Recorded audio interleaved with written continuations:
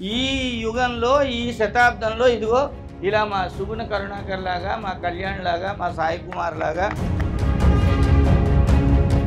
అదే విజయాన్ని సాధించడం కోసం అదే దీక్షతో, ఆ ధర్మ రక్ష దీక్షతో మళ్ళీ అదే బాటలో నడుస్తాడు.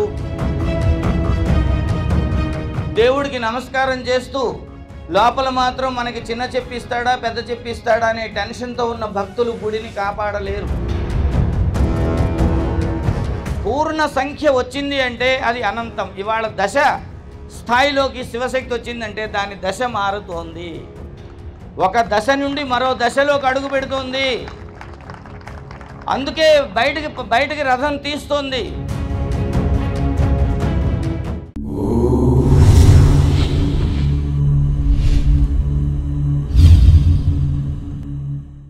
ఏ మాతృపద సీమ నిహపరమ్ముల సంధ్య భూపాల రాగమై పొల్చుచుండు. ఏ మాతృవదనమ్ము ఇందరు బిడ్డల మోమున చిరునవ్వు మొలయజేయు. ఏ మాతృగర్భాన ఎనలేని రత్నాలు పుంఖాను పుంఖాలు పుట్టుచుండు. ఏ మాతృగృహసీమ నీషుండు రక్తితో అవతారములనందు నఘము బాప. దైవముండుట తొలిసారి తలచినట్టి జాతి భాసింపగా చేయు జ్ఞానదీప్తి. రాష్ట్ర జనత వందే మాతరం మనంగా, రాష్ట్ర జనత వందే మాతరమ్ము అనంగ. కరము దీవించు భరతాంబ కాళికాంబ. వందే మాత రమ్ము అని పిలిచినటువంటి చోటికి పరుగెత్తుకుని వచ్చేటువంటి భారతమాతకు మనందరం నమస్కారం చేస్తూ ఉన్నాం. ఇవాళ సదాశివపేటలో ఈ సరస్వతి మందిర్లో మనందరం కూడా భారతమాతను రమ్మని పిలిచాం. అమ్మవారు వచ్చి సింహాసనం మీద కూర్చుంది. భారతమాత భక్తులుగా పందిళ్లలో అందరూ కూర్చున్నారు. ఇగో ప్రధాన పూజారులు ఇక్కడ ఉన్నారు. భారతమాత సంరక్షకులు. వాళ్ళు కేవలం పూజారులు కాదు. పూజారుల చేతిలో హారతి పళ్ళెం ఉంటుంది, శటకోపం ఉంటుంది అనుకుంటారేమో. వీళ్ళు కొత్త పూజారులు, ఖడ్గాలు పట్టుకు తిరిగేటువంటి పూజారులు. అసలు వందే మాతర గీతాన్ని ఎవరు రాశారు? స్టూడెంట్లు ఉన్నారు కాబట్టి అడుగుతున్నాను. ఎవరైనా చెప్తారా వందే మాతరం ఎవరు రాశారో? ఆ అక్క నవ్వుతున్నది. ఎందుకు అడుగుతారు, వీడిని ఎక్కడి నుంచి తెచ్చాడు? వందే మాతరం ఎవరు రాశారమ్మా? బంకించంద్ర చటర్జీ. అక్కడ రిటైర్ అయిన తాతగారు చెప్తున్నట్టున్నారు. ఇగో ఈ ముందున్న యోధుడు చెప్తున్నారు. బంకించంద్ర చటర్జీ వందే మాతరాన్ని రాశాడు. ఎక్కడ రాశాడు అంటే ఆనందమఠము అనేటువంటి నవల రాశాడు. ఆ నవలలో ఈ గీతాన్ని రాయవలసి వచ్చింది. ఆయన ఆ నవల రాస్తున్నటువంటి రోజుల్లో ఒకరోజు రాత్రి పౌర్ణమి వేళ కలకత్తా నుండి వాళ్ళ సొంతూరైనటువంటి కాంతాల్పాడ అనే ఊరు రైల్లో వెళుతూ ఉంటే, చీకటిని చీల్చుకుంటూ రైలు పరిగెడుతూ ఉంటే, ఆ పండు వెన్నెలలో ఆ వెన్నెల అలాగ పంట పొలాల మీద, నదుల మీద. బంకించంద్ర చటర్జీ రైల్లో కిటికీ దగ్గర కూర్చొని ఎంచక్క ఆ వెలుగులు చూస్తూ ఉన్నాడు, వెన్నెల వెలుగులు. ఆ వెన్నెల నదుల మీద మెల్లమెల్ల మెరుస్తుంది, పంట పొలాల మీద మెరుస్తుంది, కొండల మీద కురుస్తోంది. ఆహా, ఇంతటి వెన్నెలలో స్నానమాడుతున్నటువంటి నా భారతమాత ఎంత గొప్పదో కదా అని అనుకోకుండా అప్పటికప్పుడు ఆయన నోటి వెంబడి వచ్చినటువంటి మాట వందే మాతరం. ఇది పంచాక్షరీ మంత్రం. నమశివాయ అనేటువంటి పంచాక్షరీ మంత్రం ఎంత బలమైనదో వందే మాతరం అన్నాడు. బందే కాదు, వందే. ఆయన బెంగాల్ వాడు కాబట్టి వాని బాగా పలుకుతారు వాళ్ళు. వెంకటేష్ అని అనరు, వెంకటేష్ అంటారు. వేర్ ఆర్ యూ గోయింగ్ అనరు, వేర్ ఆర్ యూ గోయింగ్ అంటారు. అంచేత ఆయన ఏమన్నాడు? వందే మాతరం అన్నాడు. ఇక అక్కడి నుంచి ఆ మాట అలాగ తెల్లవార్లు రైల్లో వందే మాతరం, వందే మాతరం. ఎక్కడైతే నదులు వస్తున్నాయో సుజలాం సుఫలాం మలయజ శీతలాం సస్యశ్యామలాం. సస్యములు అంటే పంట పొలాలు, శ్యామల అంటే పచ్చని వర్ణంతో, సస్యశ్యామలాం మాతరం వందే మాతరం వందే మాతరం అని ఆ 4 వాక్యాలు వచ్చాయి. తెల్లవారింది, రైలు ఊరు చేరింది, ఇంటికి వెళ్ళాడు. కానీ ఏం మనసులో లేదు. తను రాస్తున్నటువంటి నవలలో ఉన్న కథ గురించి ఆలోచిస్తున్నాడు. ఆ నవలలో ఉన్న కథ ఏమిటి అంటే, మనకి మొదటి స్వాతంత్ర్య సంగ్రామం ఎప్పుడు జరిగింది, ఫస్ట్ ఫ్రీడమ్ ఫైట్ ఎప్పుడు జరిగింది, 1857లో జరిగింది అని మనం అనుకుంటున్నాం. ఝాన్సీ లక్ష్మీబాయి, తాంతియా తోపే, నానాసాహెబ్ వీళ్ళు ఫైట్ చేశారు అనుకుంటున్నాం. కానీ 1857 కంటే సరిగ్గా 100 సంవత్సరాల కిందట 1757లో డార్జిలింగ్ బెంగాల్ కొండల్లో భారతమాత పుత్రులము మేము అని చెప్పేసి కాషాయాన్ని కట్టుకున్నటువంటి సన్యాసులు బ్రిటిష్ వాళ్ళ మీద యుద్ధాన్ని ప్రకటించారు. వాళ్ళే మేము భారతమాత సంతానము అని చెప్పి సంతాల్ పేరుతో వాళ్ళు యుద్ధాన్ని మొదలుపెట్టారు. ఆ యుద్ధం చేయడం కోసం యోధులను తయారు చేయడానికి ఆనందమఠం అనేటువంటి ఒక ఆశ్రమాన్ని స్థాపించారు. ఆ ఆశ్రమ స్థాపన ఎలా జరిగింది, యోధుల్ని ఎలా తయారు చేశారు, యుద్ధం ఎలా చేశారు అనేటువంటిది ఆ నవలలో ఉండేటువంటి కథ. ఆ తర్వాత కాలంలో ఆ కథను మన వాళ్ళు సినిమాగా కూడా తీశారు. పృథ్వీరాజ్ కపూర్ యాక్ట్ చేశాడు అందులో ప్రధాన పాత్ర. అందులో ఆ కథలో ఉన్నటువంటి సన్యాసులందరూ కాషాయం కట్టుకొని, కమండలం కట్టుకొని మంత్రాలు చదువుకుంటూ కూర్చునేటువంటి సాధువులు కారు. వందే మాతరం పూర్తి గీతం మనం పాడడం మానేశాం. సుజలాం సుఫలాం మలయజ శీతలాం సుశశ్యామలాం మాతరం వందే మాతరం శుభ్రజ్యోత్స్న పులకితయామినీం ఫుల్ల కుసుమిత ద్రుమదళ శోభినీం సుహాసినీం సుమధుర భాషిణీం తర్వాత ఏదో ఉంది కదా, వా మాతరం వందే మాతరం మొదటి చరణం అయిపోయింది. తర్వాత నుంచి అసలు కథ స్టార్ట్ అవుతుంది. కోటి కోటి కంఠ కలకల నినాదకరాళే కోటి కోటి భుజైర్ధృత కరకరవాలే అంటుంది. కోటి కోటి మంది హిందూ వీరుల యొక్క కంఠాల్లో నినదిస్తున్నటువంటి ఓ తల్లి, కోటి కోటి మంది భుజాల చేతులలో తళుక్కును మెరిచేటువంటి ఖడ్గరూపిణి అనేటువంటి మాట అంటారు. ఆ సాధువులందరూ ఈ గీతాన్ని ఉపాసించి కేవలం పూజలు పునస్కారాలు సహస్రనామాలు హారతులు టెంకాయలు కొట్ల వాళ్ళు ఏం నేర్చుకున్నారు, ఈ గీతం పాడుతూ ఖడ్గ యుద్ధాన్ని నేర్చుకున్నారు, కత్తితో పోరాటం నేర్చుకున్నారు. అటువంటి అద్భుతమైనటువంటి యుద్ధాన్ని 1757లోనే చేసినటువంటి సంతానులే మళ్ళీ ఇవాళ ఈ యుగంలో ఈ శతాబ్దంలో ఇదిగో ఇలా మా సుగుణ కరుణాకర్ లాగా, మా కళ్యాణ్ లాగా, మా సాయి కుమార్ లాగా, మనందరిలాగా మనందరం కూడా నో డౌట్ మనందరం కూడా ఆ రోజు అక్కడ సంతాల్లో ఖడ్గం పట్టుకొని యుద్ధం చేసిన వాళ్ళం కాబట్టే ఆ వాసన మనలో ఉంది కాబట్టే ఈరోజు ఇంత ఎండలో కూడా ఈ పందిట్లో ఉన్నాం. ఇక్కడికి రాని వాళ్ళంతా బ్రిటిష్ వాళ్ళ తరఫున ఉండేవారు. అప్పుడు ఇక్కడికి వచ్చిన వాళ్ళందరూ యుద్ధంలో ఉన్నారు. ఇప్పుడు అర్థమైందా? రాని వాళ్ళకి చెప్పండి మీరంతా బ్రిటిష్ వాళ్ళట, ఆ సార్ అన్నాడని చెప్పండి. ఇందులో ఏమాత్రం సందేహం లేదు.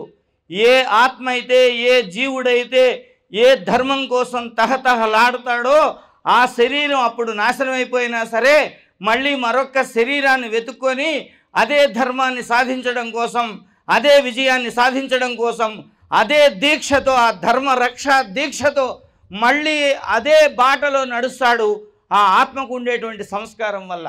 అటువంటి అద్భుతమైనటువంటి సంస్కారం ఆనాటి నుండి ఈనాటి వరకు మనందరిలో ఉంది కాబట్టే ఎన్ని పనులున్నా, ఎంత అలసిపోయినా, ఎంత సొలసిపోయినా, ఎవరేమన్నా, ఎన్ని పెళ్లి ముహూర్తాలు ఉన్నా సరే మనం ఇవాళ ఈ భారతమాత ముందు, ఈ వేదిక ముందు కూర్చున్నాము అంటే అది మన పూర్వజన్మ సుకృత సంస్కారం వల్ల వచ్చినటువంటి ప్రతిఫలంగా నేను భావిస్తూ ఉన్నాను. ఇక్కడ కూర్చున్నామంటే కేవలం ప్రసాదం తీసుకోవడానికి కాదు, హారతి పాడడానికి కాదు. ఇప్పుడు సాయికృష్ణ చెప్పినట్టు జయ జయ ధ్వానాలు ఇవ్వాలి, సింహ గర్జన చేయాలి. శివశక్తి వాళ్ళకి ఆ జెండాకి ఆ బొమ్మ ఎవరిచ్చారో నాకు తెలియదు. హనుమంతుడి యొక్క ఒక పాదము కొండ మీద ఉంటుంది, ఒక పాదం శంఖం ఊతూ ఉంటాడు స్వామి. హనుమంతుడి యొక్క గొప్పతనం ఏంటంటే పర్వతం మీద పాదమైనా పెట్టగలడు, లేదా పర్వతాన్ని లేపేసి చేత్తో పట్టుకొని ఎగరగలడు. అటువంటి వాళ్ళు శివశక్తి సైనికులుగా తయారవుతూ ఉన్నారు. అటువంటి సైనికులను తయారవ్వాలి. అవసరమైతే పాదం మోపాలి, లేదంటే దాన్ని మొత్తానికి లేపేయాలి. అటువంటి యోద్ధ లక్షణాలు పుణికిపుచ్చుకోవాల్సినటువంటి అవసరం ఉంది. దీనికి ఏమేం కావాలి? భుజబలం కావాలి. బక్కపీనుగులు బలహీనులు పనిని సాధించలేరు. ఇప్పుడు అన్న అడిగారు సాయి గారు, కూర్చొని మాట్లాడతారా నిలబడా అని. ఇక్కడ తెల్లగా ఉందని ఆయన ఏదో నేను వైట్ అండ్ వైట్ వేసానని తక్కువ అంచనా వేస్తున్నారు. రాత్రి 12 వరకు స్టేజీ మీద అహోబిలంలో నాటకం వేసుకొని కారులో ఉదయం 6:30కి హైదరాబాద్ వచ్చి మళ్ళీ మా కళ్యాణ్ ఆన్లైన్లో ర్యాగింగ్ స్టార్ట్ అయ్యారా సార్ అని గబగబా 2 ఇడ్లీ ముక్కలు మా ఆవిడిస్తే నోట్లో వేసుకొని పరిగెట్టా. అలిసిపోం మనం. ఈ ధర్మకార్యంలో ఉన్న వాళ్ళకి అలుపు అనేది ఉండదు, మరింత శక్తి వస్తుంది మనకి. ఆ శక్తి ఇది ఒక పెట్రోల్ బంక్ లాంటిది, ఇక్కడికి వచ్చి ఛార్జింగ్ చేసుకొని ట్యాంక్ ఫిల్ చేసుకొని వెళ్ళిపోవటమే. అటువంటి పవర్ బ్యాంక్ ఇది. అటువంటి శక్తి సామర్థ్యాలు పుణికి పుచ్చుకొని యుద్ధరంగంలో పోరాడవలసినటువంటి వీరులను తయారవ్వాలి. భుజబలం కావాలి, ఆరోగ్యం బాగుండాలి. కేవలం భుజబలం ఉంటే సరిపోదు, దానికి ఏముండాలి? బుద్ధిబలం ఉండాలి, మజిల్ పవర్ ఉండాలి. మజిల్ పవర్తో పాటు మైండ్ పవర్ ఉండాలి. మజిల్ పవర్ మైండ్ పవర్ రెండు ఉంటే కాదు, మనీ పవర్ ఉండాలి. ఇక్కడ ఈ వేదిక వేశారు, ఈ టెంట్ వేశారు, వాళ్ళకి 10 రూపాయలు ఎవరో ఇవ్వాలి కదా. అందుకని మజిల్ పవర్ ఉన్నవాడు మజిల్ పని చేస్తాడు, మైండ్ పవర్ ఉన్నవాడు నాలాంటి వాడు 4 మాటలు చెప్తాడు. ఇప్పుడు ఆ అబ్బాయి, వారి పేరు మర్చిపోయి క్షమించాలి, అద్భుతమైన గీతం, తొందరగా అది మ్యూజిక్ తోటి రికార్డ్ చేయిద్దాం. శ్రీకాంత్ ఎంత చక్కగా రాశారో, అద్భుతమైనటువంటి గీతం అది. హంసధ్వని రాగంలో కంపోజ్ చేసి మంచి వార్ బీట్ తోటి ప్రిపేర్ అయితే మంచి గీతం వస్తుంది అది. అటువంటి సాహసం చేసేటువంటి మైండ్ పవర్ ఉండాలి. మజిల్ పవర్, మైండ్ పవర్ తర్వాత ఉండేటువంటిది మనీ పవర్. మన వాళ్ళు కంప్యూటర్ భాషలో చెప్తూ ఉంటారు MP3 అని చెప్పేసి. అసలు MP3 అంటే ఇది. Muscle power, mind power, money power. ఈ 3 పవర్స్ ఉంటే ఏ కార్యమైనా మనం సాధిస్తాం. ఇవాళ మనందరం కూడా సైనికులుగా తయారవలసినటువంటి అవసరం ఉంది. పూజారులుగా, భక్తులుగా ఉండేటువంటి రోజులు పోయినాయి. ఇవాళ సాధారణమైనటువంటి హిందూ భక్తులు హిందూ సమాజాన్ని కాపాడుతారని నేను అనుకోవట్లేదు. కేవలము గుడికి వెళ్ళి గంట కొట్టేసి టెంకాయ పూజారి చేతిలో పెట్టేసి దేవుడికి నమస్కారం చేస్తూ లోపల మాత్రం మనకి చిన్న చెప్పిస్తాడా పెద్ద చెప్పిస్తాడా అనే టెన్షన్తో ఉన్న భక్తులు గుడిని కాపాడలేరు. మీ నెత్తి మీద శటకోపం పెడుతున్నటువంటి నేను పూజారిని, ఈయన 10 రూపాయలు వేస్తాడా 5 రూపాయలు వేస్తాడనే టెన్షన్తో ఉన్నప్పుడు ఆయన గుడిని కాపాడలేడు. గుడిని కాపాడాలి అంటే ధార్మిక సైనికులు కావాలి, ధర్మరక్షా వేదిక కావాలి, ఆ దీక్షాపరతంత్రులు కావాలి. ఆ దీక్షాపరతంత్రులు కావాలంటే నేను ఒక్కడిని నా ఇంట్లో నిష్ఠ గురించి మాట్లాడుతూ ఉంటే కుదరదు. నలుగురు మధ్యలోకి రావాలి, సంఘటితమైనటువంటి శక్తి ఉండాలి. సంఘశక్తి కళాయుగే అంటారు.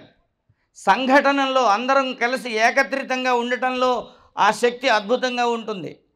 రాముడు ఒక్కడు విలువిద్యతో బాణాలు వేసి రాక్షసుల్ని తునుమాడలేక కాదు, హనుమంతుడిని ముందు పెట్టుకొని యుద్ధాన్ని సాధించాడు త్రేతాయుగంలో. అదే హనుమంతుడు ద్వాపర యుగంలోకి వచ్చేసరికి ఎక్కడికెక్కాడు హనుమంతుడు? అర్జునుడి యొక్క రథం మీద జెండాలో వెలిగాడు. శక్తి లేనిదే ఏ యుద్ధము ఎవరు గెలవలేరు. యుద్ధం చేయడం కోసమే. అందుకే కృష్ణుడు భగవద్గీతలో ఏమన్నాడు? యుద్ధాయ కృత నిశ్చయ, నువ్వు యుద్ధం చేయడానికి నిశ్చయంతో ఉండవయ్య మహానుభావ. ఈ వేదాంతాలన్నీ వద్దు. మోక్షం ఎప్పుడు వస్తుంది, ఎలా వస్తుంది, స్వర్గానికి పోతామా నరకానికి పోతామా, గేట్ పాస్ ఎవరిస్తారు, ఈ ఆలోచనలు వద్దు నాయనా. నువ్వు ఇవాళ ధర్మరక్షణ కోసం ఖచ్చితంగా యుద్ధం చేయి, యుద్ధాయ కృత నిశ్చయ. ఇవాళ మా సుగుణ కరుణాకర్ గారు యుద్ధాన్ని ప్రకటించాడు 9 సంవత్సరాల కిందట. 9 ఏళ్ళు అయింది, ఇప్పుడు 10వ సంవత్సరం. 10ని సంస్కృతంలో ఏమంటారంటే దశ అంటారు. దశ అంటే 10 అని ఒకటే అర్థం కాదు. ఒక దశకు వచ్చాక దాని దశ మారిపోతుంది, అందుకు దాన్ని దశ అంటారు. ఏమంటే తెలుగు గొప్పతనం అది, మన భాష గొప్పతనం అండి. ఒకటే, దాని పక్కన ఒక 0 వచ్చిందనుకోండి దశ. దశ అంటే 2 అర్థాలు. ఒక దశలో ఒక పరిస్థితిలో అని అర్థం, 10 అని ఒక అర్థం. ఆ దాని పక్కన మరో 0 పెట్టారనుకోండి ఏమవుతుంది? 100. శత అంటే అర్థం ఏంటో తెలుసా? వేదం చెప్తుంది శత అంటే 100 అని కాదు అర్థం. శతమానం శతమితి శతమనంతం భవతి. శతం అంటే అనంతం, ఇన్ఫినిట్ అని అర్థం.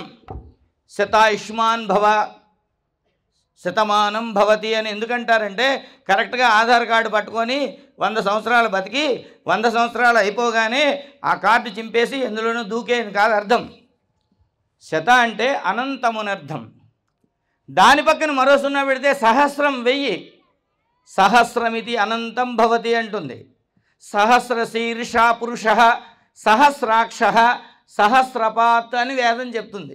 మన కర్మగాలి ఏమైందంటే సత్యనారాయణ కథలో చదివేస్తూ ఉంటారు, చదివింది మేమే చదువుతాం బాపనోళ్ళం. దాని అర్థం చెప్తామండి అని మేము అన్నాం అనుకోండి, మీరు కూర్చారు, అయ్యగారు అందరు వచ్చేసిండ్రు, భోజనాలకు లేట్ అవుతుంది, జల్దీ కానీ. ఓరు ఏదో ధర్మం 4 విషయాలు చెప్దామంటే జల్దీ కానీ అంటారు. సహస్ర శీర్ష అంటే 1000 శీర్షములు కలవాడు భగవంతుడైతే ఆయనకి ఎన్ని కళ్ళు ఉండాలి? 2000 కళ్ళు ఉండాలి. ఎన్ని పాదాలు ఉండాలి? 2000 పాదాలు ఉండాలి. కానీ అవి 1000నట. సహస్ర శీర్ష సహస్రాక్ష సహస్రపాద అంటే సహస్రం అంటే అనంత శీర్షములు, అనంత పాదములు. ఇదంతా ఎందుకు చెప్తున్నానంటే ఒకటి పక్కన ఒక పూర్ణము సున్నా పెట్టామంటే దాన్ని సున్నా అనకూడదు, పూర్ణము అనాలి. పూర్ణాలు తింటాం కదా, పూర్ణం అంటే తెలుసు కదా. పూర్ణం వద్దని వాడు ఎవడు? మంచి షుగర్ ఉంటే తప్ప ఎవడు వద్దండు. షుగర్ ఉన్నవాడు కూడా దొంగతనంగా తింటాడు. నేను ఆ బాపతు. అందుచేత పూర్ణ సంఖ్య వచ్చింది అంటే అది అనంతం. ఇవాళ దశ స్థాయిలోకి శివశక్తి వచ్చిందంటే దాని దశ మారుతోంది, ఒక దశ నుండి మరో దశలోకి అడుగు పెడుతోంది. అందుకే బయటికి రథం తీస్తోంది. కేవలం హైదరాబాద్లో కూర్చొని వీడియోలు చేస్తూ కూర్చోవట్లే, ప్రజల మధ్యలోకి వస్తుంది. మాలాంటి వాళ్ళని గుంజుకొస్తుంది. అయ్యా నువ్వు ఇక్కడికి కూడా వచ్చేదో 4 చెప్పని చెప్పేసి. గుడిలో రామాయణం 7 రోజులు సప్తాహం చెప్పిన దానిలో వచ్చిన కిక్కు కంటే ఇలాంటి సభలో గంట సేపు మాట్లాడితే మంచి కిక్కు వస్తుంది. వాడెవడో అన్నట్టు ఆ కిక్కే వేరప్ప. ఇలాంటి వాళ్ళ చేత చప్పట్లు కొట్టించుకుంటే మనం వీరులం. ఇక రేపో నేడో పోయి ఆధార్ కార్డు తిరిగిపోయే బామ్మలు వస్తారు. 70 ఏళ్ళు 90 ఏళ్ళు బాగా చెప్పావు నాయన, ఎంత బాగా చెప్పావు. రాములు వారు మొత్తం కళ్ళ ముందు కనబడ్డారు. ఏం కనబడ్డారు? రాములు వారు అయోధ్య కనబడతాడు. అయోధ్యలో కనబడేటట్టు చేయడానికి ఈ జాతికి 500 సంవత్సరాలు పట్టిందమ్మా. అక్కడ ఉన్నాడు రాముడు. 1992లో సరయూ నదిలో తేలినటువంటి శవాలను అడగండి రాముడు రావడంలో ఎంత కష్టమైందో. కరసేవకుల ప్రాణాలు ఆ పైనుండి పూల వర్షం కురిపిస్తున్నాయి. ఇవాళ ఎవడికి అర్థం కావట్లేదు. ఉన్నదే 140 కోట్ల జనాభాలో 50 కోట్ల మంది అప్పుడే మునిగేశారు. ఓరి నాయనోయ్, ఇంకా బయలుదేరుతున్నారు. నాకు ఇంకా ఫోను, సూర్యనారాయణమూర్తి నువ్వు వెళ్ళవా ములగవా అని చెప్పేసి. నేను ఆలోచిస్తున్నా ఎప్పుడు బయలుదేరుతానో తెలియదు. శివరాత్రిలోగా వెళ్ళి ఒకసారి బుడుగుని కాకి స్నానం చేసి రావాలా. ఎవడండి ఇదంతా చేస్తున్నది అంటే ఆ 1757లో అసూలు బాసినటువంటి సైనికులు, ఆ తర్వాత మొన్న పుల్వామా దాడిలో అసూలు బాసిన సైనికులు, వీళ్ళందరూ ఇవాళ కుంభమేళాలో వచ్చి స్నానం చేస్తున్నారు. గుర్తుపెట్టుకోండి. వాళ్ళ ప్రాణాలు, వాళ్ళ దివ్య ఆత్మలు మనందరిలోని ఆవేశాన్ని ఇస్తున్నాయి. ఇవాళ మాట్లాడుతున్నది కేవలం ఒక తెలుగు ఉపాధ్యాయుడు సూర్యనారాయణమూర్తి కాదు, ఒక దివ్యమైనటువంటి ఆత్మ మిమ్మల్ని ఉపాధిగా తీసుకుంటుంది. గుర్తుపెట్టుకోండి. ఇది ఇంగ్లీష్ వాళ్ళే ప్రూవ్ చేశారు. యాస్ట్రల్ బాడీస్ అని ఉంటాయమ్మా, కొన్ని బాడీస్ పైన తిరుగుతూ ఉంటాయి. ఒక అద్భుతమైనటువంటి పుణ్యకార్యం చేసి ఈ శరీరాన్ని వదిలేసి ఆకాశంలోకి వెళ్ళిపోయినటువంటి ఆత్మలు పైన తిరుగుతూ ఉంటాయి. తమ యొక్క కోరిక పూర్తి కాలేదు కాబట్టి అలా తిరుగుతూ ఉండి తమ కోరిక తీర్చడం కోసం ఎవరైతే పనిచేస్తున్నారో వాళ్ళని ఇన్స్ట్రుమెంట్గా తీసుకొని వాళ్ళు పనిచేస్తారు. ఎస్, ఈరోజు మనందరి యొక్క శరీరాలు ఆ ఆత్మలకి సాధనం కావాలి. ఆ ఆత్మలు మనల్ని ఆవహించాలి. ఆ యుద్ధాలు మనం చెయ్యాలి, ఆ త్యాగాలు మనం చెయ్యాలి. దేనికోసం? ఈ జాతిని నిలబెట్టే ధర్మం కోసం. వివేకానందుల వారు చెప్పారు, ఒక హిందువు మతం మారితే ఒక వ్యక్తి తగ్గినట్టు కాదు, నీకొక శత్రువు పెరిగినట్టు లెక్క.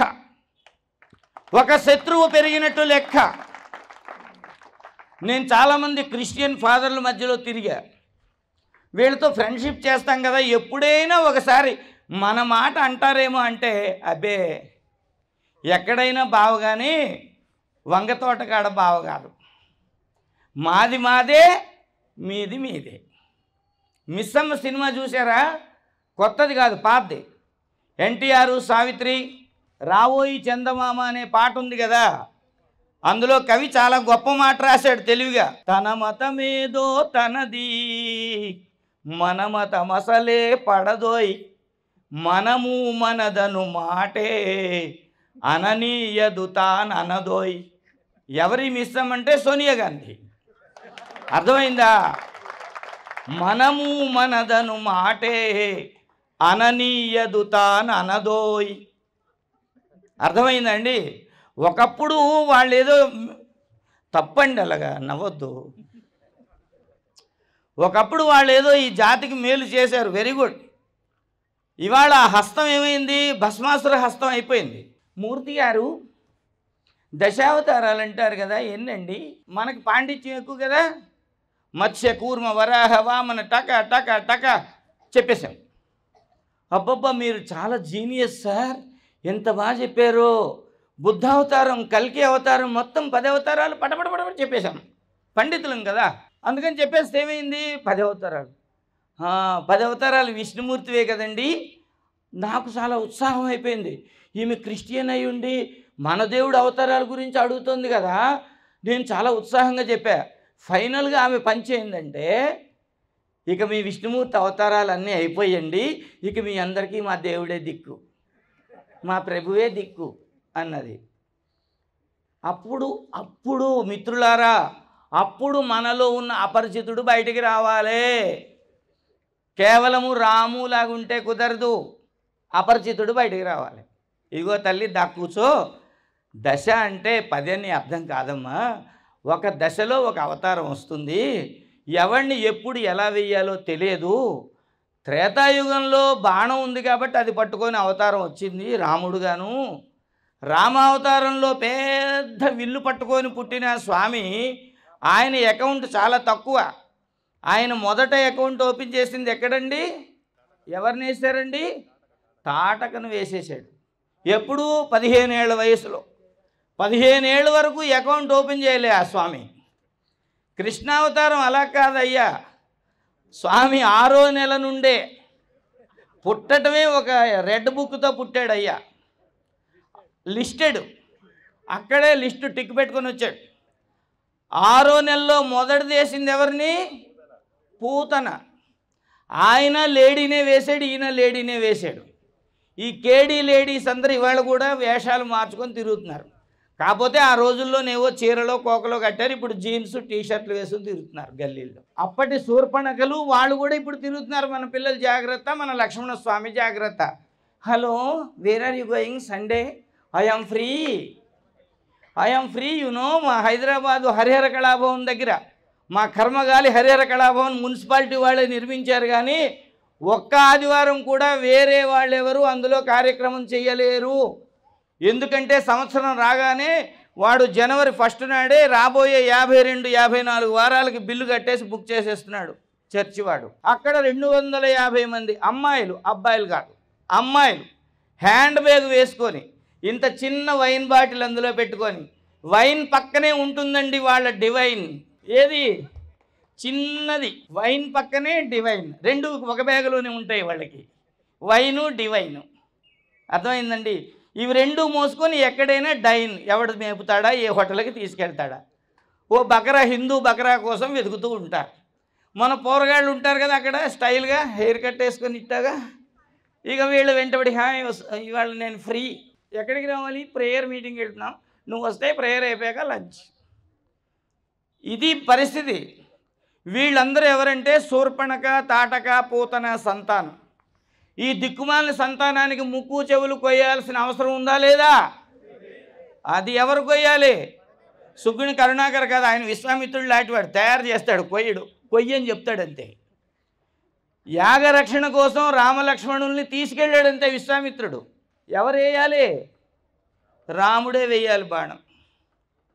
మారీచ సుబాహుల్ని వెంట పెట్టాలి, రాముడే వెయ్యాలి. ఏ ఏజ్లో తీసుకెళ్ళాడు? 14 ఏళ్ల వయసులో.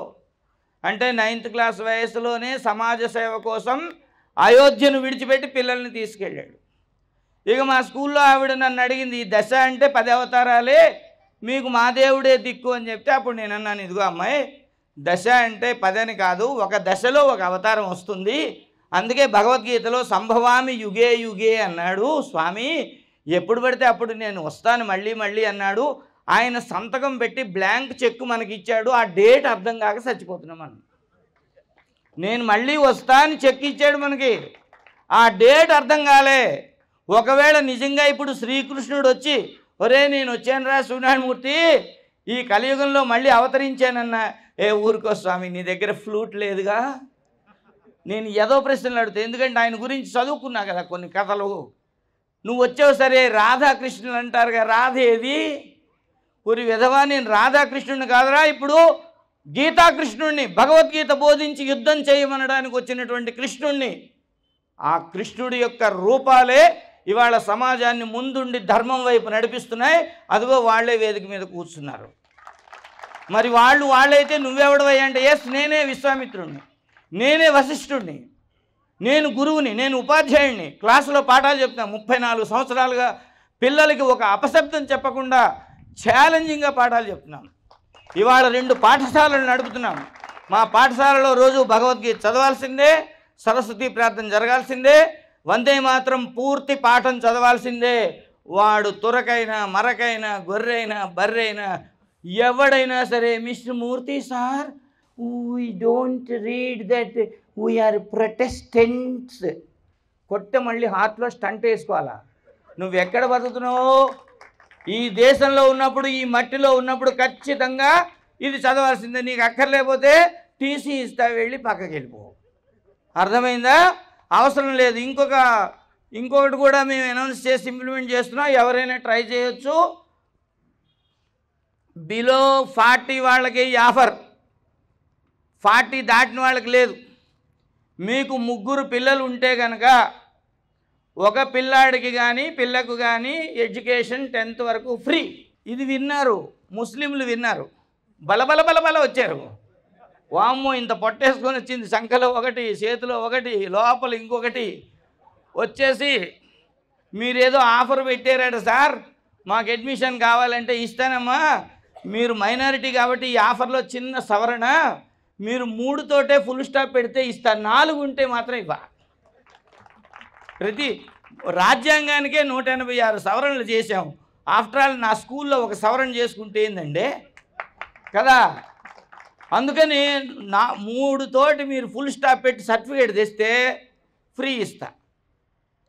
4:40 హమ్ 5 హమారా 25 అంటే కుదరది. నిన్న ఒక బిల్లు వచ్చిందండి రాజ్యసభలో, వక్ఫ్ బిల్లు వచ్చిందా? ఇందాక చూసాం, వచ్చింది అంటున్నారు. వచ్చిందండి. 2 రోజులే వార్తలు చూడడం లేదు, ఫేస్బుక్ దిక్కు. వస్తాయండి, అన్నీ వస్తాయి. అన్ని రోగాలకి మందు తయారు చేస్తున్నాడు. ఆ మందు తయారు చేసిన వాడికి మనం చేయాల్సింది ఏంటంటే, ఆ చెట్టు ఈ చెట్టు పోయి ఆకులు తెచ్చిస్తే చాలు, నూరుతాడు, ఎవరికి ఏ మందు వేయాలో వేస్తాడు బాగా. ఈ ఆకులు తెచ్చి ఇవ్వడమే. 2029లో కూడా మంచి ఆకులు ఇస్తే ఆయన మంచి మందు నూరుతాడు, ఎవడి రోగాలు కుదురుతాయి. ఆ వ్యవస్థలో మనందరం కూడా పనిచేస్తూ ఉన్నాం. మన ధర్మాన్ని, ముఖ్యంగా ఆడపిల్లలు ఉన్నారు, మీకు చెప్తున్నాను తల్లి, నమస్కారం పెట్టి, మీరు చాలా జాగ్రత్తగా ఉండండి అమ్మా.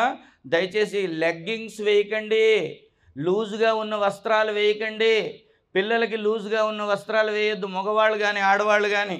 వస్త్రాలు ఎలా ఉండాలంటే కప్పేవిగా ఉండాలి, విప్పి చెప్పేవిగా ఉండకూడదు. ఇంతకు మించి నేనేం మాట్లాడను. అర్థమైందా? దిక్కుమాలిన టీషర్ట్ వేస్తుంది ఒక అమ్మాయి, టక్ చేసుకుంటుంది, ఆ టీషర్ట్ మీద అడ్డగా ఉంటుంది, గెస్ అని క్వశ్చన్ మార్క్ ఉంటుంది. ఏంది గెస్ చేసింది? ఆ పిండాకుడు చాచి కొడితే ఏంటి గెస్ చేసేదే? గెస్ అట. వాడు సరిగ్గా గెస్ చేస్తున్నాడు, ఎక్కడికో పోతున్నావు, రేపు పొద్దున్న ఫ్రిడ్జ్లోనో సూట్ కేసులోనో తేలుతున్నావు. ఇది నీకు అవసరమా తల్లి? నువ్వు సీతకి, సావిత్రికి, ఝాన్సీ రాణికి, రుద్రమదేవికి, మాంచాలకి, ఒక కంచె ఐలమ్మకి, చాకల ఐలమ్మకి వారసురాలువే తిరగాల్సినటువంటి భూమి ఇది. నీకు ఈ దిక్కుమాలిన వికృత వేషాలు అవసరమా? మరో మతం వాళ్ళు ఈ వేషాలు వేస్తున్నారా? వాళ్ళని చూసి మనం ఎందుకు నేర్చుకోకూడదు ఈ విషయం అని నేను మీకు అడుగుతున్నాను. హిందూ జాతి ఎందరికో ఆకలైతే అన్నం పెట్టినటువంటి జాతి. ఇవాళ వంటిళ్ళు అంతరించిపోతున్నాయి, ఇంట్లో వంటిళ్ళు లేవు. మా ఆవిడే అంటుంది, ఇవాళ ఏమైనా తెప్పించుకుందామా? ఇవాళ ఏమైనా తెప్పించుకుందా? ఏం తెప్పించేది పేడ? స్విగ్గీ వాడు, జొమాటో వాడు మన ఇంట్లోకి తెస్తాడు బువ్వ. వాడు ఆ దరిద్రం ఎక్కడి నుంచి తెస్తున్నాడో, ఏం చేస్తున్నాడో నీకు అవసరం? హాయిగా ఇంట్లో ఉన్నావు కదా, ఏ రైల్లోనూ ప్లాట్ఫామ్లోనూ ఉంటే ఏదో ఒకటి తినాలి, తప్పదు తద్దినం. కానీ నీ ఇంట్లో ఉండి, నీ పొయ్యి నీకుండి, నీ మంట నీది, నీ వంట నీది, నీ రుచి నీది, నీ ఆనందం నీది, అది ఉడుకుతూ ఉంటే కాస్త గరిటితో చేతిలో వేసుకొని ఇట్లా నాకి, అబ్బా ఎంత బాగుందండి, మీరు కొంచెం చేయి పట్టండి అంటే వేడివేడిది భర్త చేతిలో పోసి వాడు కాలిందో అని ఏడుస్తుంటే కాలింది కదా అని అంటే ఆ సరసం వేరండి. అంతేగాని ఎవడి మూట వాడు ఇప్పేసుకొని చేతులు నాకేసి తినేసి అబ్బాయి ఎంత బాగుంది కదా, ఏంది నాకేది నా పిండాకుడు. ఇంటిలో భోజనాల బల్లకి అటు ఇటు కూర్చొని, లేకపోతే కింద నలుగురు కూర్చొని, ఇప్పటికీ మా ఇంట్లో కిందే కూర్చుంటాం, కింద కూర్చొని చక్కగా తిని ఇది ఎలా ఉంది, రే కొంచెం వేసుకో బాగుంది. భార్యకు కూడా ఒక కాంప్లిమెంట్ మగవాళ్ళకి చెప్తున్నాను, ఎంత అది దరిద్రంగా ఉన్నా సరే ఎంత బాగా చేసేవే, కాకపోతే కొంచెం ఉప్పు వేయాల్సింది, కానీ చాలా బాగా చేస్తావు, అసలు నువ్వెప్పుడు ఇంతే ఇట్లాగే చేస్తావు, ఆ నువ్వెప్పుడు ఇంతే ఇట్లాగే చేస్తావు అనేది అండర్లైన్ చేసుకోండి. అది ఎప్పుడు ఇలాగే తగలెడుతుంది అని అర్థం, కానీ అనకూడదు ఆ మాట. ఇవన్నీ సంసారంలో సరిగమలు సరదాగా ఉంటాయి, ఇవన్నీ మనం తెలుసుకోవాల్సినటువంటి విశేషాలు. కుటుంబం ఇవాళ విచ్ఛిన్నం కాకూడదు. కుటుంబం విచ్ఛిన్నమైందంటే సమాజం విచ్ఛిన్నం అవుతుంది. ఒక వ్యక్తి గట్టిగా ఉండాలి. ఏంటి అప్పుడే భోజనాలకు పిలిచారా ఏమిటి? లేదు కదా, ఆపేమంటే ఆపేస్తా. లేడీస్ కాదు మహిళలు వచ్చారనండి. ఇక్కడ ఇంగ్లీష్ అవసరమా? తల్లులు వచ్చారని చెప్పండి. జై శ్రీరామ్. కాళీమాత స్వరూపిణులు వచ్చారు, చాలా సంతోషం, మరింత బలం పెరుగుతుంది. దయచేసి సరదా అయినటువంటి సన్నివేశంలో అందరూ భోజనం చేయండి. ఒక వ్యక్తి గట్టిగా ఉంటే ఒక కుటుంబం గట్టిగా ఉంటుంది, ఒక కుటుంబం గట్టిగా ఉంటే ఒక ఊరు గట్టిగా ఉంటుంది, ఒక బస్తీ గట్టిగా ఉంటుంది. ఒక బస్తీ గట్టిగా ఉన్నది అంటే ఒక విలేజ్ మొత్తం, ఒక ఊరు మొత్తం గట్టిగా ఉంటుంది. ఊళ్ళు గట్టిగా ఉంటే దేశం గట్టిగా ఉంటుంది. ఇది మనుస్మృతిలో చెప్పినటువంటి మాట. అటువంటి గట్టితనాన్ని, దారుఢ్యాన్ని హృదయంలో, శరీరంలో నిర్మాణం చేసుకొని ధర్మాన్ని కాపాడడానికి మనం ముందుకు రావాలి. మహాభారతంలో ఒక మాట ఉంది, శ్రీకృష్ణుడు చెప్పినటువంటి మాట. పాండవులకు ఇవ్వాల్సినటువంటి సగం రాజ్యం ఇవ్వమని చెప్పి అడగడానికి వెళ్ళాడు కౌరవుల సభకి. అక్కడ కూర్చున్నది ఎవరు? ధృతరాష్ట్రుడు. ధృతరాష్ట్రుడు క్వాలిఫికేషన్ ఏంటి? ఏం కనపడదు, వాడికి కేవలం వినపడుతుంది అంతే, వాడికి కనపడదు. కానీ 100 మంది కొడుకులు, కనపడదు. మొత్తానికి ఎలాగైతే ఈ గాంధారిని పెళ్లి చేసుకున్నాడు కదా, ఆవిడ ఎంత తెలివైందో. తల్లులు వినండి ఈ మాట. గాంధారి బుద్ధి ఉందా అండి? నా భర్తకి కనబడదు కాబట్టి ఈ లోకాన్ని నేను కూడా చూడను. ఇది పతివ్రత లక్షణమా? చెప్పించుకోటి. ఎవడు చెప్పాడు? భర్తకి కనబడకపోతే నిన్ను కళ్ళు మూసుకొని ఎవ్వరూ చెప్పలేదండి, ఏ ధర్మశాస్త్రం చెప్పలేదు. ఎందుకు అలా చేసిందంటే, నేను గనక చూస్తే ఈ దరిద్రుడికి సేవలన్నీ నేను చేయాలి, నేను కూడా హాయిగా కళ్ళకు గుడ్డ కట్టుకొని పక్కన కూర్చుంటే ఆ కాఫీయో ఛాయో వాళ్ళు తెచ్చిన వాళ్ళు ఆయనకి తెస్తే నాకు తెస్తారు. దానివల్ల ఏమైంది? భార్యాభర్తలు ఇద్దరు గుడ్డివాళ్ళు అవ్వడం వల్ల సంతానం ఎలా తయారైంది? అక్బరుద్దీన్, అసదుద్దీన్ తయారయ్యారు. అవునా? మరి భర్త పోయినా సరే కళ్ళు తెరచి పిల్లల్ని 5గురిని కాపాడుకున్నటువంటి తల్లి కుంతీదేవి పిల్లల్ని ఎట్లా తయారు చేసింది? ఒక ధర్మరాజు, ఒక భీమసేనుడు, ఒక అర్జునుడు, నకులుడు, సహదేవుడు, పాండవులు తయారయ్యారు, ధర్మం వైపు నిలబడ్డారు. ఓ తల్లి కళ్ళు తెరు. ఎవరి కోసం? నీ సంతానం కోసం. నీ సంతానాన్ని ధర్మం వైపు నడిపించడం కోసం కళ్ళు తెరు. నీ సంతానం నోట్లో ఏం వెయ్యాలో చూసుకో. మా పిల్లగాడు రోజు పానీపూరి అడుగుతాడు, నోట్లో వెయ్యాలి, వెయ్యి. కానీ వాడి నోట్లో ఒక శ్లోకమో ఒక పద్యమో వెయ్యి. వాడి చెవిలో ఒక వీరనారీ శిరోమణి యొక్క కథ చెప్పు. వాళ్ళ చెవిలో ఎంతో అద్భుతమైనటువంటి మాట వేయి. ఒక చక్కనైన కథ చెప్పు. ఇవాళ నాయనమ్మ బిజీ సీరియల్, అమ్మ బిజీ పక్కింటి గోడ ముచ్చట్లు, ఇంకా పెద్ద బిజీ ఏంటంటే సెల్ ఫోన్. ఓ నీ దుంపదగా రీల్స్ ఏందో ఇవేందో, అబ్బబ్బబ్బబ్బా ఎంత భయంకరంగా ఉంటాయో. ప్రతి ఇంట్లోని దయచేసి సెల్ ఫోన్కి ఒక పార్కింగ్ ప్లేస్ పెట్టుకోండి. నేను ఇందాక మా కళ్యాణ్కి చెప్పా, ఇంటికి వెళ్ళగానే ఒక ప్లేస్ పార్కింగ్. బండి ఎలా పార్కింగ్లో పెడతామో సెల్ ఫోన్ కూడా పార్కింగే. కొంతమంది బాత్రూమ్కి వెళ్ళినా సరే అది పట్టుకొని పోతున్నారు, దరిద్రం. అవసరమా? ప్రశాంతంగా పని కానివ్వచ్చు కదా. సెల్ ఫోన్ అక్కడ కూడా అవసరం లేదు, దాన్ని ఎంతవరకు వాడాలో అంతవరకు వాడాలి. మొత్తం దానికే బుక్ అయిపోయి రాత్రిపూట ఎవరో కాదండి, మా తమ్ముడు కొడుకు డిగ్రీ చదువుతున్నాడు, సెల్ ఫోన్ వద్దురా అని వాళ్ళ నాన్న 2 కొట్టే, డిగ్రీ వాడిని కొడితే ఆపేశాడు. మధ్యరాత్రి అప్పుడు లేస్తే వాడిలా ముసుగు పెట్టుకొని లోపల దివ్యమైన కాంతి వెలుగు, లోపల ముసుగు లోపల అద్భుతమైన కాంతి. ఏం చేయాలి చెప్పండి? అటువంటి విచ్ఛిన్నమైనటువంటి వ్యవస్థ హిందూ కుటుంబాల్లో ఎక్కువైపోయింది. ఒక పక్కన భోజనం ఇట్టా నిద్దట్లో కూడా ఇట్టా అంటూనే ఉంటాడు, తొయ్యడమే పైకి. ఇటువంటి వ్యవస్థ దారుణమైంది తయారైంది. పిల్లలు సరిగా ముగ్గు పెట్టనివ్వట్లేదని సంక్రాంతి ముగ్గుల పోటీ నా స్కూల్లో పెడితే తల్లి పిల్లాడిని సంకనేసుకొచ్చి వాడిని అక్కడ కూర్చోబెట్టి ఫోన్ ఇచ్చేసి ఈమె ముగ్గేసింది. అలాగ 3 కేసులు, వాళ్ళు ఫోన్ చూసుకుంటున్నారు, ఈ తల్లి ముగ్గు వేస్తూనే ఉంది చక్కగా. ఇటువంటి వ్యవస్థ మనం తీర్చిదిద్దవలసింది. మనం ఇలా ఉంటే ధర్మాన్ని ఎప్పుడు కాపాడుతాం? తల్లి, మనం గాంధారిలాగా ధృతరాష్ట్రులాగా ఉండకూడదు, కుంతీదేవిలాగా ఉండాలి. ఓ ధృతరాష్ట్ర మహారాజా, పాండవుల యొక్క సగరాజ్యం అర్ధరాజ్యం ఇస్తారా? పాండవులు అడుగుతున్నారు. అంటే దుర్యోధనుడు అన్నాడు, మేము ఇస్తామని ఎప్పుడు చెప్పలేదు. పోనీ 5 ఊళ్ళు ఇవ్వండి అయ్యా, 5 అన్నదమ్ములకి 5 ఊళ్ళు ఇవ్వండి అన్నాడు. 5 ఊళ్ళే అడిగాడు. ఎవరు? ధర్మరాజు. 5 ఊళ్ళు ఇవ్వండి అయ్యా అంటే సూది మొన మోపిన భూమి కూడా ఇవ్వను బొమ్మన్నాడు దుర్యోధనుడు. అప్పుడు ధృతరాష్ట్రుణ్ణి అన్నాడు, ఏమయ్యా నీ కొడుకులు ఇంత దుర్మార్గంగా ప్రవర్తిస్తున్నారు, నువ్వేం మాట్లాడడం లేదు, ఏం సంగతి నీ సంగతి, ఏదో ఒకటి చెప్పవయ్యా అంటే ధృతరాష్ట్రుడు మౌనంగా ఉన్నాడు. అప్పుడు చెప్తాడు, సారపు ధర్మమున్ విమల సత్యము పాపము చేత బొంకుచే పారము పొందలేక చెడబారినదైన వ్యవస్థ దక్షులెవ్వారలుపేక్ష చేసిరి అది వారల చేటగుగాని ధర్మ నిస్తారకమయ్యు సత్య శుభదాయకమయ్యును దైవముండెడున్. సారపు ధర్మము ఏది? సారపు ధర్మము, సారమున్న ధర్మం ఏది? సనాతన ధర్మం, హైందవ ధర్మం. ఈ ధర్మం ఏం చేస్తుంది? తాను బతుకుతుంది, వేరే వాడిని బతకనిస్తుంది, బ్రతుకునిస్తుంది. జీవో ఔర్ జీనేదో అని చెప్పినటువంటి జాతి భారత జాతి, హిందూ జాతి. ఇటువంటి హిందూ జాతిని అంతం చేయాలని చూస్తున్నటువంటివి 2 శక్తులు పనిచేస్తూ ఉన్నాయి. 2 శక్తులు. ఈ 2 శక్తులు ఈ దేశాన్ని, ఈ ధర్మాన్ని పట్టి పీడిస్తున్నాయి. ఏవి ఈ 2 శక్తులు? క్రిములు. అర్థమైందమ్మా? క్రిములు. ఈ 2 శక్తులు దేశానికి పట్టుకున్నాయి. దీనికి మరి పురుగుల మందు కొట్టాలా వద్దా? ఇదిగో ఆ పురుగుల మందు కొట్టి వ్యవసాయం చేయడానికే మన వాళ్ళు తయారయ్యారు. ఆ జీవరాశిని తుడిచి అవతల వేయడం కోసం నడుం కట్టారు, వాళ్ళని అధ్యయనం చేశారు. వాళ్ళ గ్రంథాల్లో ఎక్కడైనా మనందరము ఒకటే అనే మాట ఉందేమో వెతికారు. లోకా సమస్త సుఖినో భవంతు అంటుంది వేదం, సర్వే భవంతు సుఖినః అంటుంది వేదం. ఇలాంటి మాట ఒక్కటైనా ఉందా అని చెప్పేసి కరోనా వచ్చినప్పుడు నేను ఖురాన్ చదివాను, తెలుగులో ఖురాన్ చదివాను. మొత్తం ఒక్క వాక్యం లేదు. అయితే చెప్పకేం కానీ నా దగ్గర పైసలు లేక బుక్ ప్రింట్ చేయలేదు, కానీ దాని మీద 100 పద్యాలు రాశా. సుమతీ శతకంలాగా అల్లా అని పెట్టి 100 పద్యాలు రాశా. ఆ పద్యాలు చదివి నన్ను ఏం చేసినా పర్వాలేదు, కానీ పుస్తకం ఉండిపోవాలి. ఒక్కటి కలిసి జీవించేటువంటిది, ఎదుటివాడిని బ్రతకనిచ్చేటువంటి సూత్రం ఒకటి లేదే. ఎట్లా నిన్ను భరించాలి?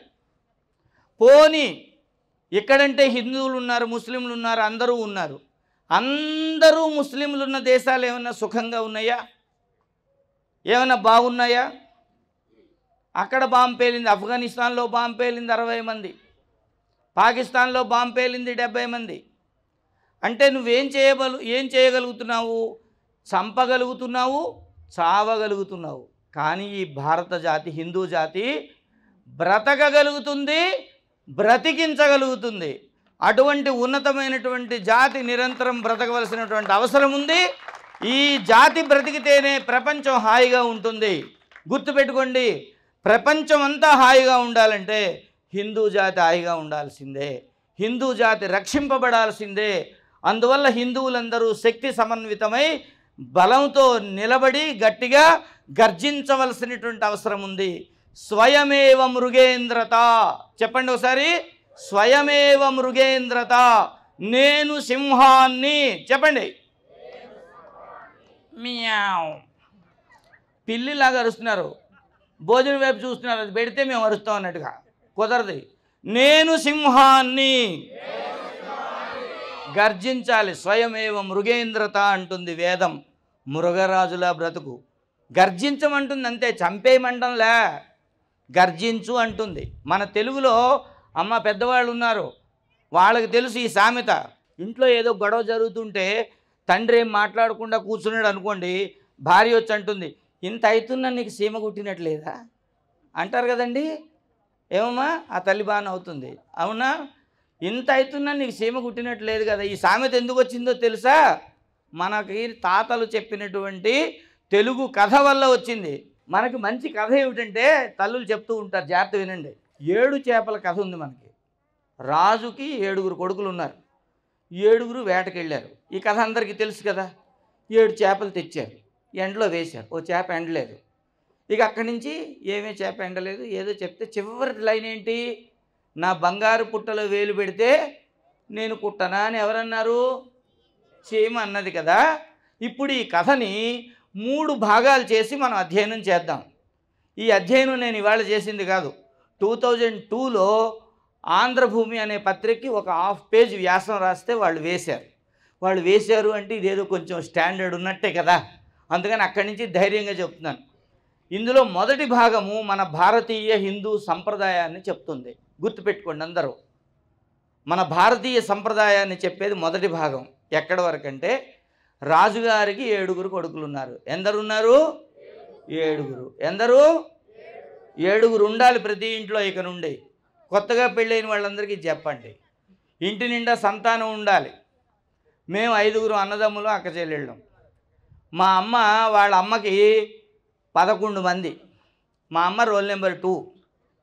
మా అమ్మ వరుసలో 11వ వాడు, రోల్ నెంబర్ 11, నాకంటే 3 ఏళ్ళు చిన్నవాడు, మా మేనమామ. అర్థమైందండి. రవీంద్రనాథ్ ఠాగూరు వాళ్ళ నాన్నకి 14వ కొడుకు. ఎన్టీ రామారావు గారికి 11 మంది. ఈ అకౌంట్ ఎందుకని అడగండి, కులగణన నడుస్తుంది ఇక్కడ. ఓకే, అందుకని రాజుకి 7 కొడుకులు ఉన్నారు. సరే, వేటకి ఎంతమంది వెళ్ళారు? 7 వెళ్ళారు కదా. అంటే ఇంట్లో ఎంతమంది ఉంటే అంతమంది కష్టపడి పని చేస్తేనే బువ్వ దొరుకుతుంది. పని చేయకపోతే నీకు ఫ్రీగా బువ్వ లేదు. ఇంట్లో ఉన్న వాళ్ళందరూ పనికి వెళ్ళాల్సిందే. ఇది మన ధర్మం. 7 రాజు కొడుకులు 7 వేటకెళ్ళారంటే రాజు కొడుకులు ఏం తేవాలి? ఒక లేడి పిల్లను, జింక పిల్లను, సింహాన్నో దేన్నో చంపి తీసుకురావాలి. రాజుగారి వేట కదా. కానీ వాళ్ళు ఏం తెచ్చారు? చేపలు తెచ్చారు. అంటే అర్థం ఏంటంటే, ఈ దేశంలో చేపలు పట్టే బెస్తవాడు కూడా రాజు అయ్యేటువంటి ధర్మం ఉంది. ఇవాళ బ్రిటిష్ వాళ్ళు వచ్చిన తర్వాత మన కులాలు దిక్కుమాల వ్యవహారాలతో కుమ్ములాడుతున్నాం, కానీ చేపలు పట్టే బెస్తవాడు కూడా ఈ దేశానికి రాజు కాగలడు. వేటగాడైనటువంటి వాల్మీకి ఇచ్చినటువంటి రామాయణం ఇవాళ నాకు శిరోధార్యం. బెస్తకన్య సత్యవతికి పుట్టిన వ్యాసుడు ఇచ్చినటువంటి మహాభారతం, భాగవతం, భగవద్గీత, అష్టాదశ పురాణాలు చెప్పుకొని ఇవాళ నాలాంటి పండితులు 4 పైసలు సంపాదిస్తున్నారు. వ్యాసుడు బ్రాహ్మణుడు కాదే, వాల్మీకి బ్రాహ్మణుడు కాదే. సరే, ఇవాళ ఆధునిక యుగం కలియుగంలో దళితుడైనటువంటి బిఆర్ అంబేద్కర్ ఇచ్చినటువంటి రాజ్యాంగాన్ని అనుసరిస్తున్నాం మనం. అది ఈ దేశం యొక్క గొప్పతనం. నీకు అర్హత అంటూ ఉంటే నిన్ను ఎక్కడికైనా తీసుకుపోతుంది హిందూ ధర్మం. అందుకు బెస్తవాడైన వాడు రాజు అయ్యాడు.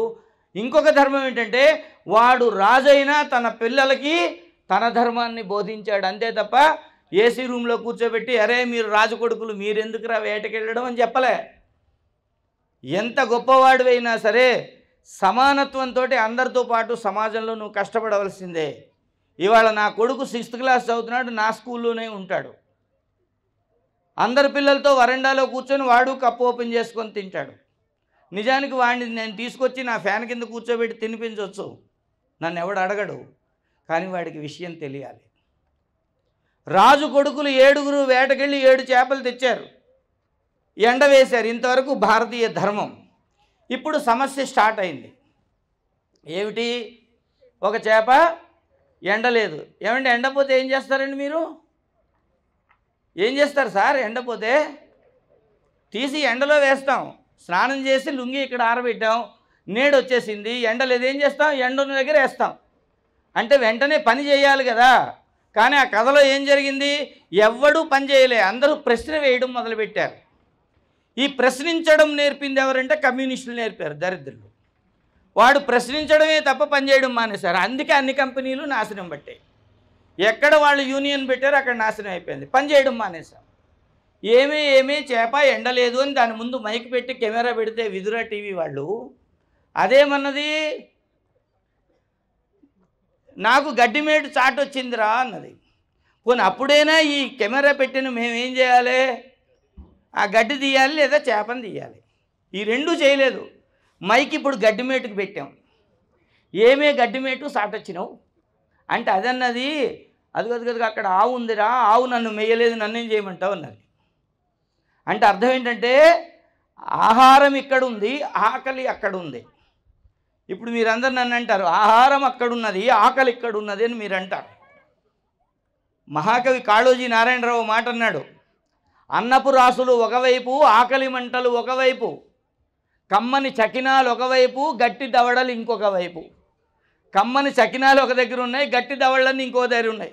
చకినాలు పళ్ళు ఊడిపోయిన 70 ఏళ్ళు తాతగారు వస్తే తాత తిందువురా అని ప్లేట్ నిండా చకినాలు పెడితే ఏం తింటాడు నా పొంద? వాడికి ఏదో సున్నలడ్డు ఇస్తే చప్పరిస్తాడు. మంచి పిల్లలు అదిగో అలాంటి యూత్కి చకినాలు ఇస్తే కటా కటా కటా కొరుకు తింటారు. అంటే ఇక్కడ భారతదేశంలో ఏం జరిగింది? రిసోర్సెస్ ఒక దగ్గర ఉన్నాయి, రిక్వైర్మెంట్ ఇంకో దగ్గర ఉంది. గడ్డిమేట ఇక్కడ ఉంది, ఆకలితో ఆవు అక్కడ ఉంది. దీని తర్వాత స్టెప్ ఏంటి? ఆవుకు మైకి వెళ్ళింది. ఏమే ఆవు నువ్వు మేయలేదు అంటే దానికి ఒళ్ళు మండింది. నీ కళ్ళు కనపడతలేవు, గడ్డి అక్కడ ఉంది, నేను ఇక్కడ ఉన్నా, ఎట్టా తినాలి? దాన్ని విప్పితే కదా తినాలి. పనివాడు నన్ను నిప్పలేదు. ఇప్పుడు మైకు పనివాడి దగ్గరికి వెళ్ళింది. ఏమిరా పనివాడో దాన్ని నిప్పలేదు అంటే పనివాడు అన్నాడు, వాడు న్యాయం మాట్లాడాడు. నాకు అన్నం పెడితే నేను పని చేస్తా, మా దొరసాని నాకు బువ్వ పెట్టలేదు, నేను పని చేయలేదు. ఇది న్యాయం. కానీ న్యాయాన్ని మించింది ఈ దేశంలో ఒకటి ఉంది, ధర్మం.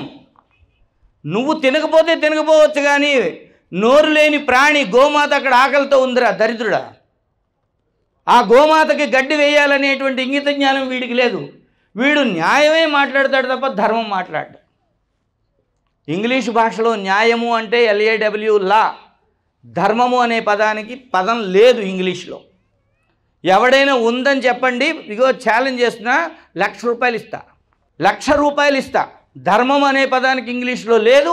అలాగే ఎన్నవా అనే క్వశ్చన్ ట్యాగ్ ఉంది కదా, దానికి ఇంగ్లీష్లో లేదు. నరేంద్ర మోడీ ఈ దేశానికి ఎన్నో ప్రధానమంత్రి అని అడగాలి, అడగమనండి, ఇంగ్లీష్లో ఎవ్వరు అడగలేరు, క్వశ్చన్ లేదు దానికి. ఆ భాషకి అది పరిస్థితి. మన భాష ఇంత గట్టిది. న్యాయం కాదురా అబ్బాయి, ధర్మం ఆలోచించి ఆవు నిప్పరా అంటే నాకు దొరసాని బొవ్వేయలే, నేను ఇప్ప. ఇప్పుడు మైక్ ఎక్కడికి వెళ్ళింది? దొరసాని దగ్గరికి వెళ్ళింది. ఏమమ్మా వాడికి బొవ్వ పెట్టలేదట అంటే మా పిల్లగాడు ఏడుస్తున్నాడు. అంటే ఇది ఇంటి ప్రాబ్లం. నీ ఇంటి సమస్యని సామాజిక సమస్యను చేసావు, నీ డొమెస్టిక్ ప్రాబ్లంని పబ్లిక్ ప్రాబ్లం చేసేసావు. దానివల్ల ఇంత డిజాస్టర్ జరిగింది కదా. సరే, పిల్లగాడి దగ్గరికి వెళ్ళింది మైకు. ఏమిరా ఏడుస్తున్నావు అంటే వాడు చెప్పిన కథ ఏంది? చీమ కుట్టింది. ఏదో తేలు కాదు, పాము కాదు, చీమ కుట్టింది. చాలా simple reason, but disaster is many, very much. చీమ కుట్టింది వాడు చెప్పింది. ఫైనల్గా ఇక్కడికి రెండో భాగం అయిపోయింది. సమస్య అంటే దీనిలో ఏమొచ్చింది? అందరూ ప్రశ్నించడమే మొదలుపెట్టారు తప్ప ఎవడు పనిచేసేవాడు లేడు. అందుకు డిజాస్టర్. ఫైనల్ పంచ్ ఏంటంటే చీమ దగ్గర కెమెరా పెడితే అదేమన్నది? నా బంగారు పుట్టలో వేలు పెడితే నేను కుట్టనా అన్నది. నేను బయటికి రాలే, మీ పిల్లగాడి దగ్గరికి రాలే, నేను నా పుట్టలో హాయిగా కూర్చున్నా, వాడు వచ్చి వేలు పెట్టాడు. నేనేం చేసా? చంపేశానా? కుట్టానంతే. ఎందుకు కుట్టాను? హలో, ఇది నా పుట్ట, నేను ఈడ ఉన్నా, నా వ్యవహారంలో నువ్వు వేలు పెట్టకు. ఇప్పుడు హిందువులు అనే వాళ్ళందరికీ ఈ చీమ కుట్టాలి. ఆ చీమ సుగుణ కరుణాకర రూపంలో వచ్చింది. ఇది అందరినీ కుడుతుంది, అందరిలోని చైతన్యం తెస్తుంది.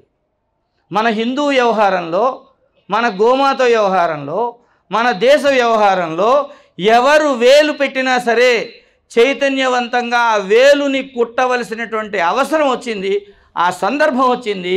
అటువంటి చైతన్యాన్ని మనందరం నింపుకోవాలని చెప్పి మీ అందరికీ మనవి చేసుకుంటూ, ఇంత మండుటెండలో కూడా ఇంతసేపు నన్ను భరించినందుకు మీ అందరికీ ధన్యవాదాలు తెలియజేస్తూ స్వస్తి. సర్వే భవంతు సుఖినః, సర్వే సంతు నిరామయాః, సర్వే భద్రాణి పశ్యంతు, సర్వే జనా సుఖినో భవంతు, మా కశ్చిత్ దుఃఖభాగ్ భవేత్. శాంతి.